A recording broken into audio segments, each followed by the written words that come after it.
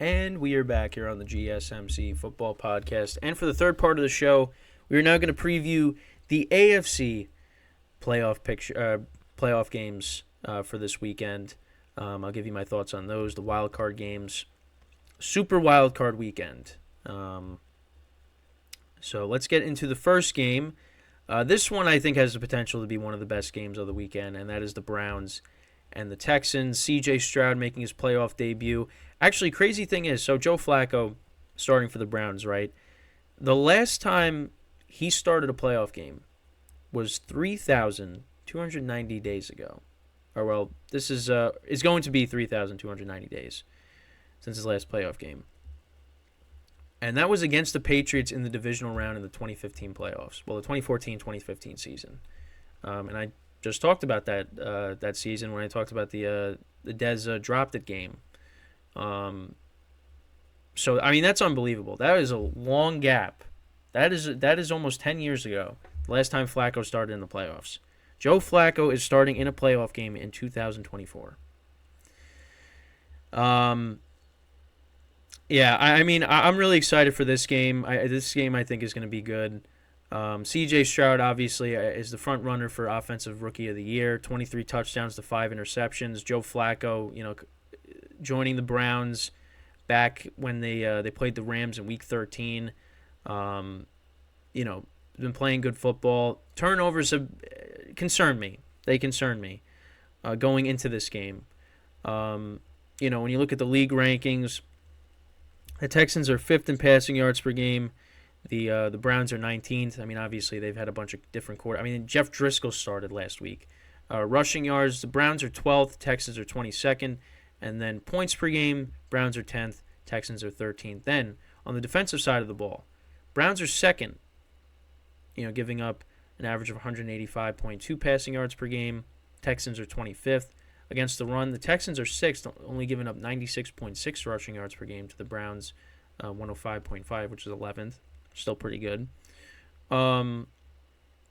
Points allowed. Texans defense is actually 11th, giving up 20.8. Browns are 13th, 21.3. Listen. The thing that concerns me is Flacco turning the ball over, because I could definitely see that happening in this game. I think Stroud being at home, the Texans are good at home. They're going to put up points. So this is going to be a closer game than it was last time. I think this game can be a shootout, has a potential for that. But listen, it's Joe Flacco in the postseason, so I expect him to play well, even though obviously the last time he started a playoff game was years ago. But he's played well for the Browns, and Amari Cooper should be back for this game. David Njoku has been playing really well with Flacco. He's been a monster. And with Jerome Ford and Kareem Hunt running the football, they're gonna find success there as well. Obviously, for the Texans, they're missing Tank Dell. So if he was playing, you'd feel a lot better with their offense. But Nico Collins being back and Stroud, Devin Singletary has had a couple of good games for them running the football. Dalton Schultz has been decent for them in his first year as their tight end. I think they should be getting. Are they getting Robert Woods back for this game? Let's see. Also Noah Brown too. I forgot to mention him. So yeah, dealing with the back, limited on Thursday. So we'll see. If he ends up playing for this game. I don't see Robert. Oh wait, here's Robert Woods. Dealing with the hip injury, limited practice on Thursday. So I mean, if you could get Noah Brown back and Robert Woods, I mean that helps. So I think this game is going to be close. Right now, the Texans are a 2-point underdog, but I think this game is going to be close. And also, I mean, for the Browns, I mean, they're dealing with the kicking situation too, because Dustin Hopkins, their kicker, he was ruled out for this game. So we'll see how it goes. But that's a game I'm really excited for. So that game's on NBC. The second game is on Peacock. That's going to be on at 8 p.m. Eastern Time. And that is the Miami Dolphins and the Kansas City Chiefs. So now these two teams did meet, like the Browns and the Texans last time they played. Actually, I forgot to mention that. I'll mention that quickly. So Browns won 36-22. Flacco threw for 368, 3 touchdowns, 2 picks. And Amari Cooper had 11 receptions for 265 yards and 2 touchdowns. But again, that was when Case Keenum playing for the Texans. So that game's going to be different. So last time the Dolphins and the Chiefs played each other, you go back to, that was Week 9. Chiefs won that game 21-14. Scored all their points in the first half, got shut out in the second half. Dolphins scored their 14 points in the third quarter. 2 pass runs or 200 yards. Tyreek Hill had a fumble in this game. Tua only threw 1 touchdown. And then for Mahomes, he passed for 185. He passed for 200 too. 185 yards, 2 touchdowns, no interceptions. But yeah, it wasn't as high scoring as I think people would have thought. Now with this game, this has the potential to be one of the coldest games ever, and because right now it's 10 degrees is the temperature for this game, with the Dolphins, listen, this is a warm weather team coming in to Kansas City to play in this weather, so it doesn't really favor them here. And they're what are the Chiefs? They're favored by 4.5 now. And so the line went up. I think it started at, what did it start at? It started at 3.5. Now it's up to 4.5. You look at the league rankings. The Dolphins are 2nd in passing yards per game, 6th in rushing yards per game, 2nd in points. Chiefs are 7th in passing yards, 19th in rushing yards, and then 15th in points per game. On the defensive side of the ball, the Chiefs are good against the pass, giving up an average of 197.2, which is 4th. Dolphins are actually good against the run, 7th against the run, 97.1 rushing yards per game they're giving up. Chiefs are 17th, and then points allowed, Chiefs are 2nd, Dolphins defense is 22nd. So the Dolphins, they're going to have to rely on a lot on their running game here with Mostert and Achane. They should be getting Mostert and Waddle back for this game, I believe, which is huge. Just kind of stinks that we might not really see a lot of passing in this game if the weather is the way it is right now.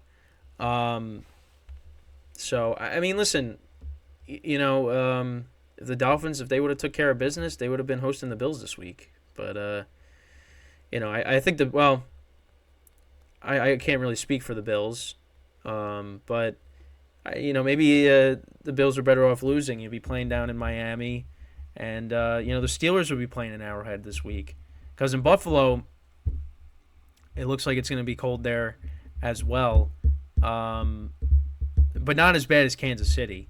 It's going to be interesting to see how that game plays out here with the Chiefs and the Dolphins here.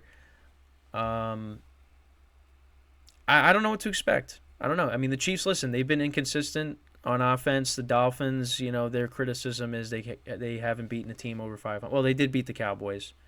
Last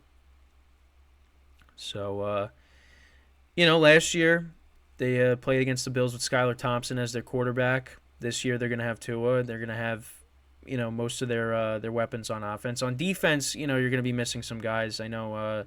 I think Xavier Howard was ruled out. Javon Holland is questionable for the game. A few guys are questionable for the game. But yeah, they lost Bradley Chubb. They lost Jerome Baker. Deshaun Elliott, he didn't practice. He's dealing with a calf injury. Xavier Howard already ruled out. Van Ginkel was put on injured reserve. Jalen Phillips, he tore his Achilles. That was in the Jets game. On defense, it's they're banged up, which is going to be a problem. And also on top of that, you're going to be playing in these weather conditions. So we'll see what happens. But that's my thoughts on that game. Then you got the Bills and the Steelers, which I've talked about, a decent amount this week. When I talked about TJ Watt being ruled out. When you look at the league rankings, the Steelers are 27th in passing yards per game, 13th in rushing yards per game. Have been running the football better, though.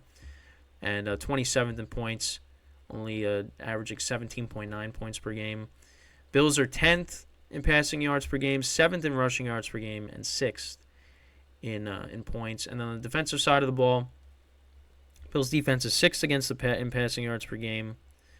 The Steelers are 18th against the run. Their defense is 15th. Steelers is 19th, and then points allowed, Bills are 4th. Steelers are 6th. So both defenses are top 10. Minkah Fitzpatrick is going to return for this game, so that's big for the Steelers. Obviously, quarterback change there. Mason Rudolph taking over, and the Steelers won 3 straight, ended up making the playoffs. Right now, they're 9.5-point underdogs. Right now, it says 26 degrees with snow. So, yeah, that is it's going to be interesting because last year when they played in the snow, the Bengals dominated them. So, this is a different team, obviously, they're going against, and it's Mason Rudolph. But you know what? You got to give Mason Rudolph credit.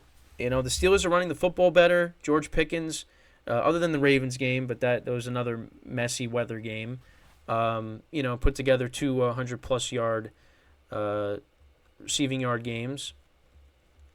So, listen, the Bills, what worries me with them is Josh Allen's turning the ball over, which I think is going to happen at least once in this game. Had some turnovers last year in the playoff game against, Skylar Thompson, who was a third-string quarterback for the Dolphins. So, for the Steelers, kind of the same thing with the Packers. Got to find success in the running game. Control the clock, get the ball, try to score first. Put the pressure on the Bills. It's going to be, tough without your best player, TJ Watt. But listen, the Bills, I don't look at them as, a team that's going to just come out and just dominate this game right away. I think there's going to be some hiccups in this game for them that they're going to have. For the Steelers, like I said, they've been running the football better. That's what you're going to have to do. You might have to, open up the offense a little bit because, the last few weeks. Now, against Seattle, it was different, but, you're playing against a backup quarterback in Jake Browning, which you dominated that game from start to finish.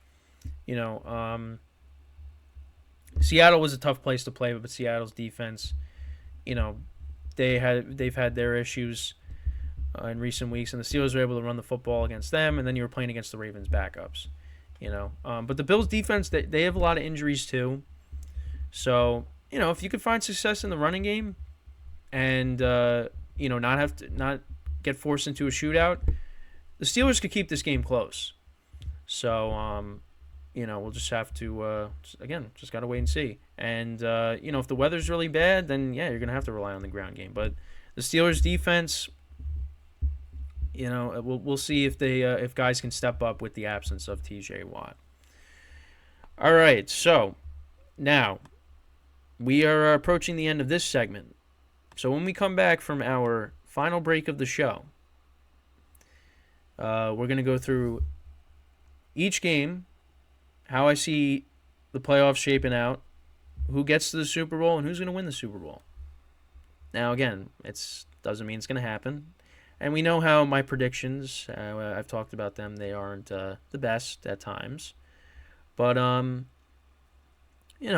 thought this would be fun to just, give my predictions on what I think is going to happen. And, so that's what we're going to do when we come back from our final break of the show. So, with that being said, stick around and we'll be right back here on the GSMC Football Podcast.